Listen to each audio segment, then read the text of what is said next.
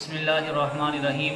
ایک بادشاہ اپنے ساتھیوں کے ساتھ ایک باغ کے قریب سے گزر رہا تھا۔ باغ کے اندر سے ایک شخص سنگریزے پھینک رہا تھا، چھوٹے چھوٹے پتھر پھینک رہا تھا۔ ایک سنگریزہ آ کر بادشاہ کو لگا، ایک پتھر آ کر بادشاہ کو لگا تو بادشاہ نے اپنے خداموں کو دوڑایا کہ جاؤ پتھر پھینکنے والے کو پکڑ کر لاؤ۔ تو خداموں نے ایک گنوار کو لا کر بادشاہ کے سامنے حاضر کر دیا۔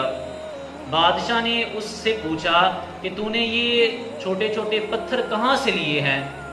اس نے کہا کہ میں ویرانے میں سیر کر رہا تھا تو میری نظر ان خوبصورت پتھروں پر پڑی تو میں نے انہیں اپنی جولی میں بھر لیا اور پھرتا پھراتا میں اس باغ میں آ نکلا اور میں نے پھل توڑنے کے لیے ان پتھروں کو میں نے استعمال کر لیا۔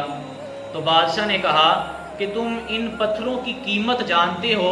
اس نے کہا میں نہیں جانتا۔ تو بادشاہ نے کہا کہ یہ پتھر اصل میں انمول ہیرے تھے جنہیں تم اپنی نادانی کے سبب ضائع کر چکے ہو۔ اب وہ شخص افسوس کرنے لگا، لیکن اب اس کا افسوس کسی کام کا نہیں تھا کیونکہ وہ ہیرے اب اس کے ہاتھ سے نکل چکے تھے۔ وقت پر کافی ہے ایک قطرہ آب خوش ہنگام کا، جل گیا کھیت برسا می تو پھر کس کام کا۔ تبارک و تعالیٰ نے سورۃ المومنون کی آیت نمبر 115 میں ارشاد فرمایا افحسبتم انما خلقناکم عبثا وانکم الینا لا ترجعون۔ فرمایا کہ انسان ہم نے تمہیں بیکار نہیں بنایا، کسی مقصد کے لیے بنایا ہے اور تم پلٹ کر ہماری طرف بھی آنا ہے۔